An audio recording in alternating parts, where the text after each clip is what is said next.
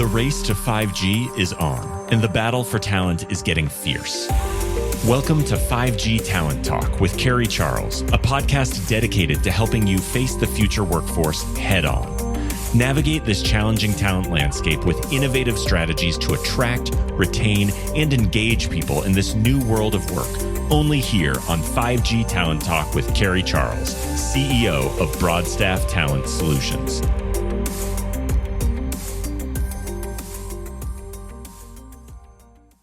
Thank you for joining me today on 5G Talent Talk. I'm Carrie Charles, your host, and I have a guest with me today that just inspires me so much, and I cannot wait for you to hear this episode. So please make sure you've settled in for the next 30 minutes because this is going to be something special. I have with me today Gary Ervin. He is the founder and executive chairman of Ervin Cable Construction, and so much more that we're going to hear about. Gary, thank you for coming on the show today. Thank you, Carrie, and thanks for that great introduction. It's made me sound a lot better than what I think I really am. Well, you are so humble, and that's one thing that makes you so inspiring. So, but I want to start by asking you to just describe, your journey and your how you got started. And, we'll get into more and more stories later, but I want to hear that part first.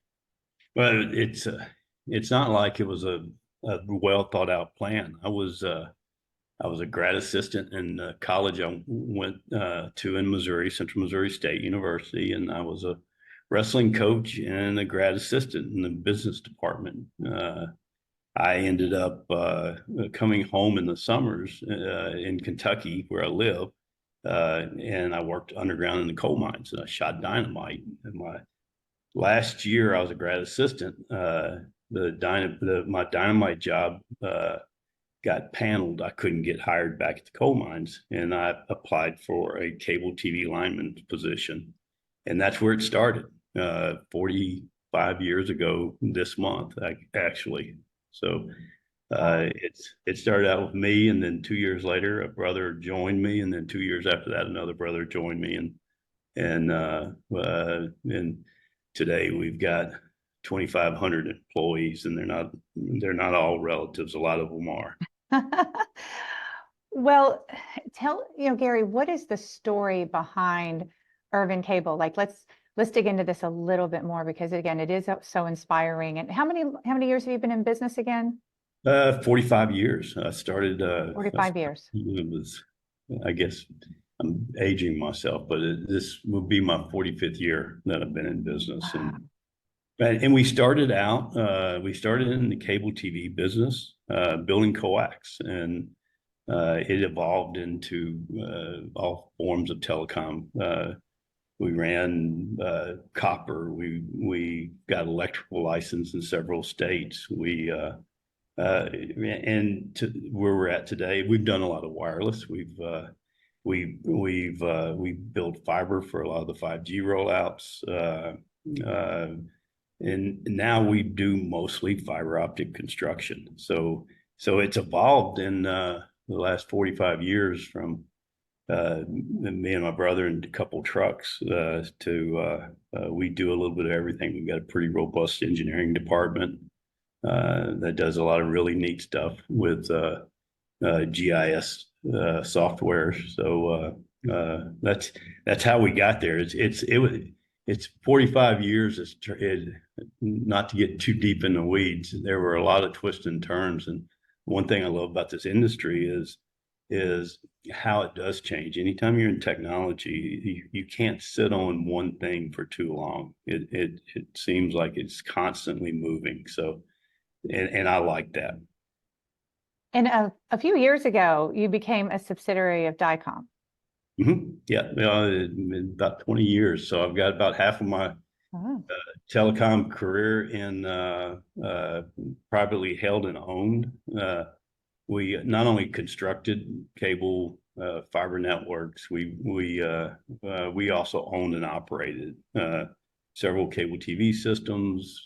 We had local exchange carriers license in Illinois. We built competitive local exchange carriers in Texas and Kansas City and all over. So we kind of done a little bit of both in that time frame. And then Dicom is a construction only company, and I tell everybody I went to work. They acquired us, and I'm on year 22, 24 of a 2-year employment agreement. So I love what I do.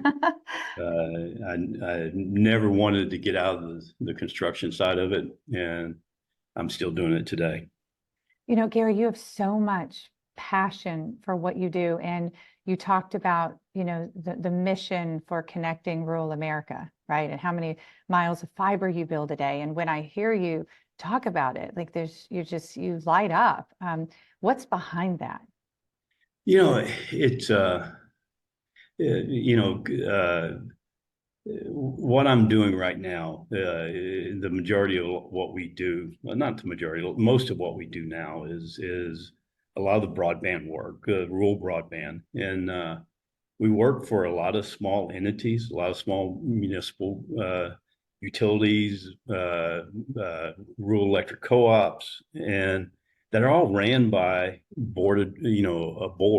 And it kind of brings me back to when I first started in the cable business. I would show up in the city council meeting, and I would win a franchise. In order to build a cable TV system, you had to have a franchise, and the franchise got you access to the easements and right of ways and pole attachment agreements. So that's kind of how it started. And this kind of is kind of a full circle. I'm controlled by these small boards, not a large corporate entity that is obligated to shareholders. This is a board of that is obligated to their members and to their customers, and I kind of like that. And currently we're building 100 miles a day of fiber optics. We're building over 500 miles a week in probably 17 states, and I just love going to these jobs, and I love the fact that what I'm bringing to rural America.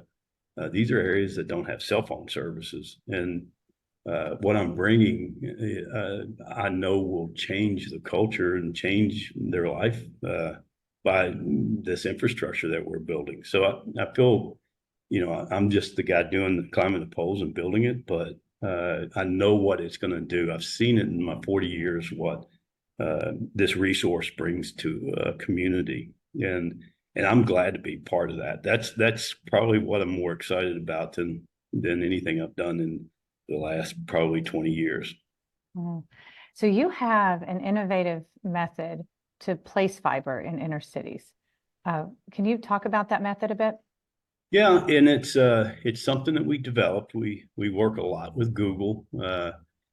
We do a lot of inner city builds. When we rolled out 5G for a lot of our big customers, we were having to go into existing networks or markets that had a lot of stuff in the ground, and to get to their antennas, we started a group that specialized in micro trenching, where we saw in the middle of the road, we're not where the utilities are, and then we sealed the small sliver that we cut out of that road back up with concrete, and it's aged well. And it's been kind of a unique thing that we've gotten a lot of experience with over the past 5 to 10 years of developing it. And we're proud to be kind of the innovator on that part of it. And it's led to a lot of companies being able to deploy these fiber networks in inner city a lot cheaper than what it normally costs to the normal drill and pull pipe type of architecture. So Gary, you are passionate about so many things, and just we did have a little prep call before this call, and I don't know, I just got off that call with you and I was so inspired and excited about, my bucket list and trying new things, and, really going out there and conquering life. And so I want to talk to you about some of your other passions. So you are a pilot. right? Let's Yeah. start there. When did you start flying, and what sparked that passion for flying? I started when I was 18 years old, and I was in college. It was a program where I went to school at that I could get my license for like $400. And I did that. And then when I got out of school, when I started in the construction business, I traveled a lot. And I was a young father with young kids at home and staying out on the road every night. I bought a plane to get me back and forth that I piloted myself. And that was probably 30 years ago and 35 years ago. And I still have a plane. I'm still flying myself around. It's just a little bit bigger, a little bit faster than what the old Cherokee 6 I first bought was. But I love to fly airplanes. It's a mode of transportation. It's like a bucket truck or a piece of equipment, but it's something I enjoy operating. And do you have an office on a military base or a? Yeah, it was the old Camp Breckenridge property. We're in World War II. That's where the 101st Airborne trained, and it's a huge abandoned military base that I think I'm the only jet that's parked there now. So and it's right behind my office, so it's very convenient. And it's a important infrastructure for me living in a town of 1,200. I have access to that airfield to where I can be in just about any one of my offices in just a few hours. So it's a very valuable tool for me.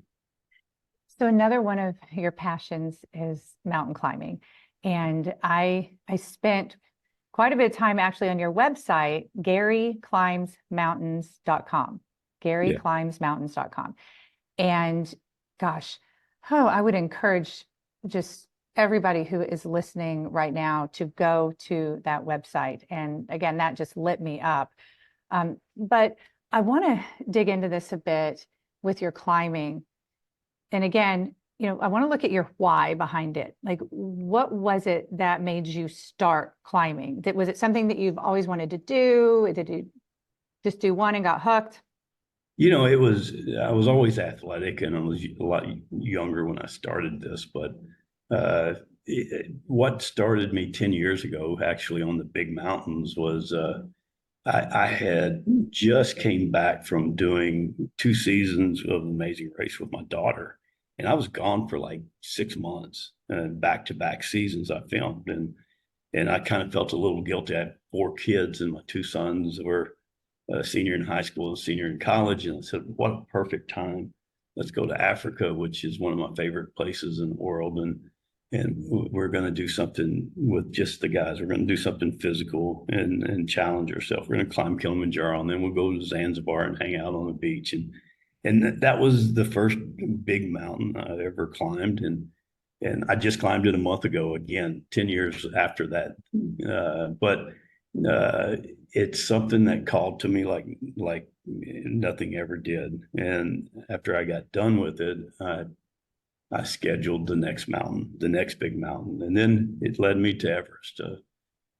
Had a couple attempts, 8 years of practicing and training in Nepal, and finally summited Everest 2018 when I was 60.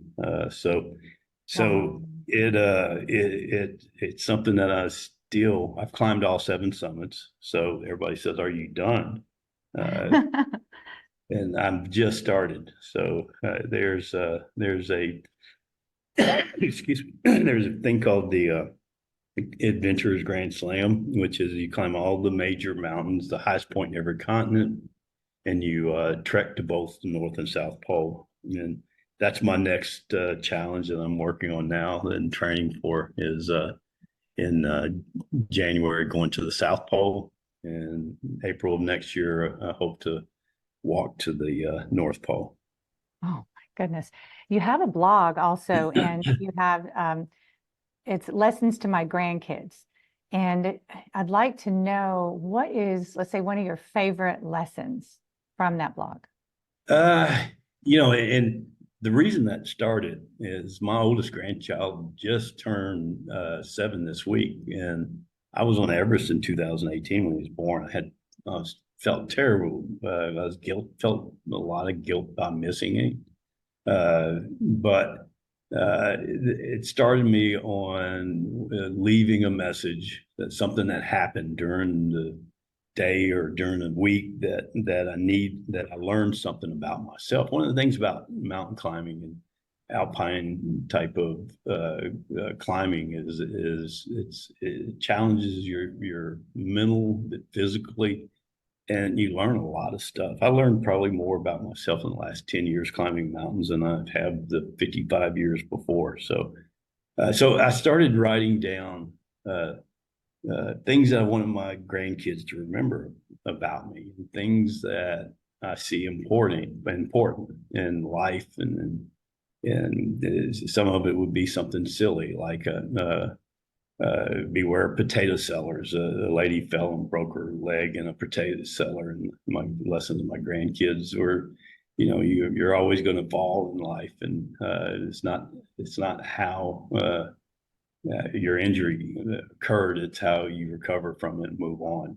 But and then probably my favorite one, I would say, if I had to pick one, was my message to them about pursuing happiness, and don't let anyone define what makes you happy. Do that on your own, because if you let the society define what happiness or true happiness is, you'll always fall short. And they're the oldest is 7. They may remember or read this in 20 years when they're old enough to understand what I'm saying. And like I said earlier, I was in a lot of cases, I was at high altitudes with lack of oxygen to my brain, and I just wrote. I was by myself, and the only thing that works at high altitudes is pencil and paper. No electronics.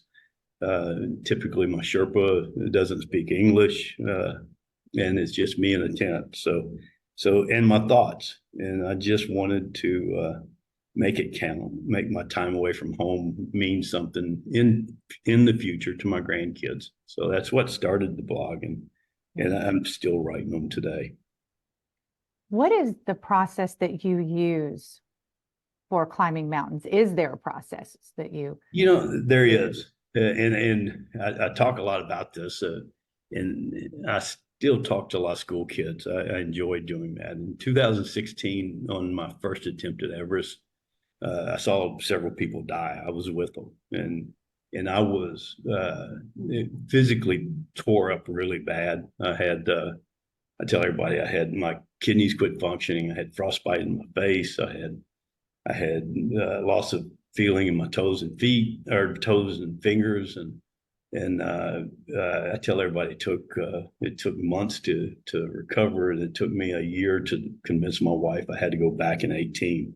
But one of them was mental scars of seeing people that were dying up there. I couldn't do anything. So, it helped me to talk about it to school kids. And, in a lot of it, I talk about how I recovered from the PTSD I had from seeing that by going back at it. And then the other one is kind of a process that I put together that I use on every mountain. And then, after I started thinking about this, I used it in my business career. I applied it to everything I've ever done. And I got it. I call it 5 steps to getting to the top. And I'll go through them real quick. First one is to plan. Plan a mountain, visualize the summit, know the pitfalls, know the route you're going to choose. And the same thing in business. Good engineering up front. Know what you're building. Know the cost, how it's going to cost to get it built. The second one is execute, and be a doer, not a dreamer. Don't just sit there and think, I wish I would climb this. I wish I would have done that. That's the difference of the doers and the dreamers. And so execution and being forthful, make your plan and then execute on that plan. And the third one is constantly assess. In mountaineering, it's about how am I feeling? Did I eat enough? Did I drink enough? What kind of clothes have I got on? What's the weather going to be like? and constantly, as you're in it, constantly measure how these things are doing. And if it's not there, then change the plan. That happens in business all the time. And a lot of times people will get set on a summit that they see, and people that died, they didn't turn around. They didn't assess and change direction. In business, it happens all the time. I see people that carry a failed plan too far and dying as a result of it. The other one is know your limits. I've got some very graphic pictures of people that have lost fingers and people that I've seen die. I took a picture of them because they were more peaceful dead than they were struggling. So and that limit that you learn in mountaineering is a very fuzzy limit when you start, but it gets better defined as you climb these mountains. You know how much pain and how much that your body will take, and learning your limits is the key. Know when to turn around. I've turned around on three of these big mountains, and a lot of money. Everest in 2016, I was 300 yards from the top, and a storm was coming in, and I turned around. I met up with a buddy of mine, and my Sherpa was sick. I was alone, and he'd seen the same devastation that day with all the people passing away. And he said, I know I can make it to the top, but I'm not real sure if I can make it back down. And I started thinking about it, and he was right. And we both turned around just short of the summit. But knowing that limit is another key point. And then, probably the one that's kind of a lot of people don't understand, and you mentioned it earlier, is know your why. Why am I doing this? And my first mountain in Kilimanjaro, I had so much fun, and I had to go by and write down. And for the next mountain I climbed, I wrote down why and then why not. And I took a list and I looked at this list, why I'm having fun doing this, because it's real easy for people to understand why not. You're cold, there's not oxygen, you're eating bad food, there's no toilets, there's no chairs, there's no beds. But the beauty that I've seen and the experiences that I've had on these mountains is just so hard to put into words. So knowing your why, and it's like anything in life. I want to quit smoking. How am I going to quit smoking? And before you know how you're going to do something, how am I going to climb Mount Everest? You got to know why you're doing it, and why I'm going to quit smoking. I want to be around for my kids a little bit longer. And if once you understand why I'm going to do something, then the how comes a lot easier. How am I going to climb the mountain? How am I going to quit smoking? How am I going to live a healthier life? So the why is the final one of my methods to getting to the top of a mountain. And my why is a lot clearer than it's ever been. My how is more dictated by age and lack of physical ability at 67 than I was at an earlier age. So that's kind of the secrets. There are no secrets. They're the tips that I use to getting on the top in mountaineering or in business. So what is your why, Gary? My why? I've got pages of them. God gave me the ability to do it at this age. I can still do it. He gave me a great family that puts up with me. Being gone along an Everest adventure is 2 months. He gave me a good industry that I'm involved in that allowed me to afford it. Most of the guys that I climb with are in their 30s, and they've sold their car before they go on this expedition just so they can afford to climb. And I can afford to do this. The company I work with, Dicom, allows me to take these months off on these expeditions. And I tell everybody that it's bad that I'm gone that long. My family misses me. My work life misses me. But when I come back, I feel that I'm a better person. I'm a better husband, father, brother, employee. I come back with a passion for accomplishing things that sometimes you don't have if you don't take a break and look away from it from time to time. So, so it's a complicated answer to my why, but there's a lot of whys. So much gold in what you said. And not only that, Gary, but the inspiration that you are to other people and the difference that you make in other people. I want to learn more about the secrets of your success. And let's go back to the days with, maybe the early days of Ervin Cable and, all the way through the 45 years. What is your revenue now? Oh, we will do, I think last year was, we will, I got to be careful because we're a public company. Oh, right. It's I've got to okay. disclose, .com makes, I don't want to get you in trouble. multi-billion-dollar company. Or what's your goals? Maybe you can say what is your goal for this year? We're one of their largest subsidiaries, so I'll put it that way. Okay, you got it. Yeah, and you were talking about the secrets for my success in the telecom industry and in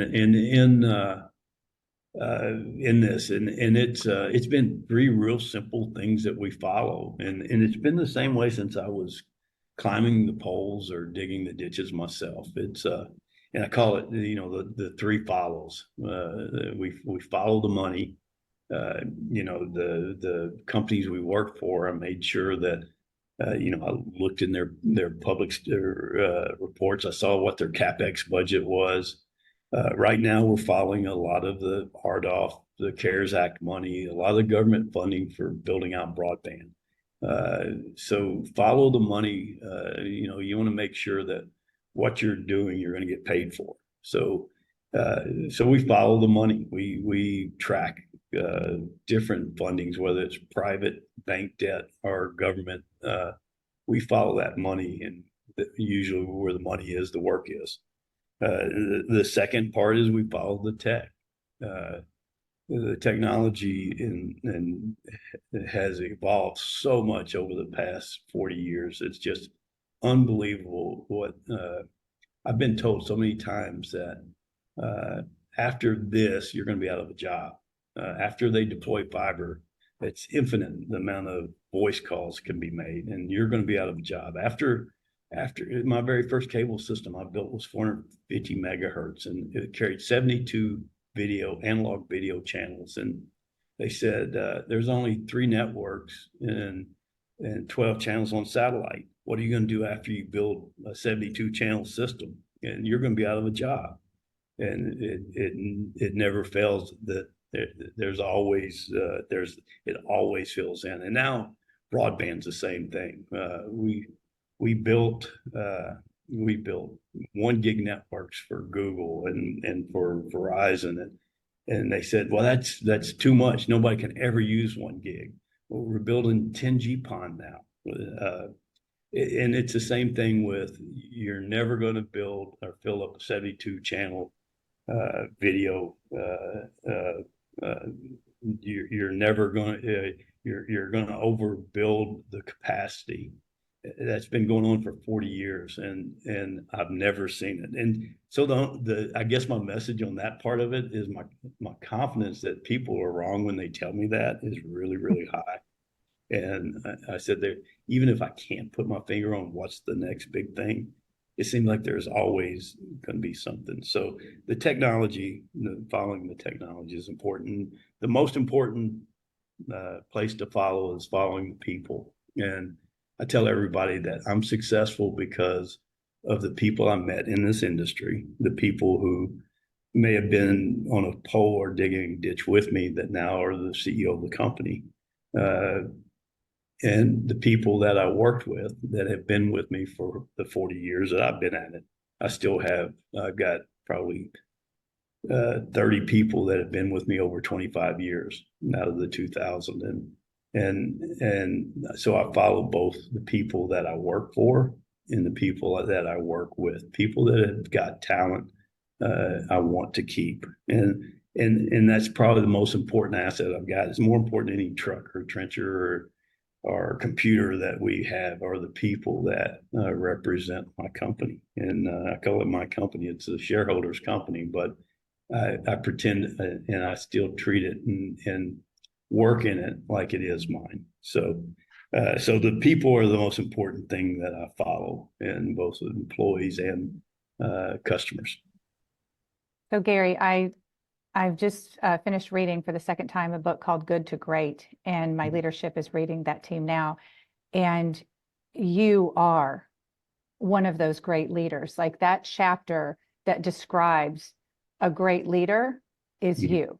And I thought about that the last time we spoke. So can you give us some of your guiding principles as a leader? I guess and I'll take them off the mountain here. Find your why you're doing this. Leadership, I think I've done by example, and I continue to lead by example. In the early days, my brother and I would say, we'll never ask you to climb a pole we wouldn't climb. And so they would always save a 90-foot pole crossing an interstate for us to come into town and climb that pole. And they saw us work hard, and they saw how we treated our customers and how we treated the people that worked for us. And I think that it created a culture within our company that brought us to the hundreds of millions of dollars of work we do, and the thousands of people that work for us have got that culture. And I think that was a culture that was taught, and maybe is continuing to be taught, not by me, but by people that I taught. So leadership by example is what I prefer to say. Know why I'm doing it.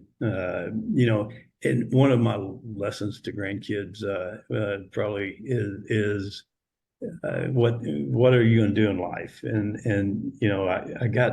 I'll do this to people that ask me this, and I said money shouldn't be even on the top of the list. It should be, it should be things like, is it something I'm good at? Is it something that I go to work every day and I wonder where the day went, or where the week went, or where the month went? It's those type of things that are important in the job and important in it. And then when I talk about money, I say, can I support the lifestyle that I want to live? And that's the only thing and that's way down the list. That's after everything else. If they're happy turning burgers at McDonald's, and can afford a double wide trailer, if they are, then I'm happy for them. So that's leadership. I learned it from my family, my dad. I grew up on a farm in the coal mines. There's so many pieces to my leadership style that I've learned from, manual labor and hard work. So I don't know any one secret that I possess that I can point to. It's probably a lot of different pieces. It's the mosaic of the careers that I've had, and the people I've met, and the places I've been. So that's probably not a straight answer, but it's about as close as I can get to. I got a lot out of that. We all did. Thank you, Gary. In closing, what is one piece of advice for an entrepreneur who has really big goals and dreams? Maybe somebody who's going through a challenge right now. I guess and I bounced on it. First thing is pursue your happiness. If you're going through a challenge, break it up. It's a mountain. A challenge mountains are a great challenge, and break it up. everybody asks how you climb Mount Everest, and I said it's one step at a time. You focus on the one step. You don't look at the top. You focus on the next step, and lack of focus on the next step could be disastrous. But don't focus on the top of the mountain. Focus on the next step. So maybe that's one of them. The other one is it's a wonderful career. What we're doing and what we bring in infrastructure to people that make me and you speak on and look at each other on a Zoom call that just wasn't around 5-10 years ago. It wasn't used on an everyday basis, and has enabled us to work from home. And we bring this to people, and it's an amazing gift. Me for being able to do it for people, and enjoy the industry you're in. These fast moving industries like this too are very exciting. They change a lot. Embrace that part of it. I guess the one that I talk to my kids is pursue your own happiness. Don't let someone tell you what you need to do. Listen to your inner self and pursue that. That's if you listen to yourself, you'll never go wrong. Yes. So yes, I love it.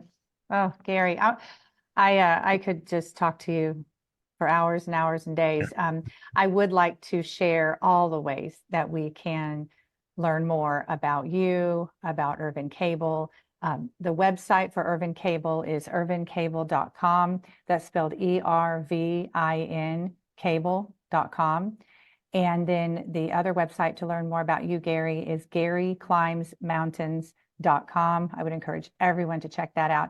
And I do want to give a plug for your daughter here, because I went on her Instagram page. She is a massive inspiration. And, again, we should all follow her, Mallory Ervin. She's a podcaster, an author, and an influencer, and a powerhouse woman. And, I'm sure every one of your kids and grandkids are the same. But Gary, you have been such an inspiration to me. I've had tears in my eyes this entire time I'm talking to you. And I just want to say thank you so much. Thank you, Carrie. I don't feel I'm that special, and I appreciate you bringing me on and let me talk about what I'm passionate about. So thanks so much. Thank you. I appreciate you, Gary. You take care. All right. Thank you. Bye-bye. All right. That was incredible. Oh my gosh. Wow.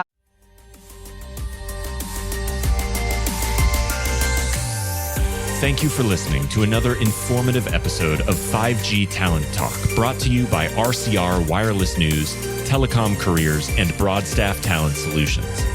As we advance into the future, we promise to bring you the resources you need to navigate this ever-changing landscape of 5G to help you attract, retain, and engage people in this new world of work. To access the show notes or leave a review, visit broadstaffglobal.com. Until next time.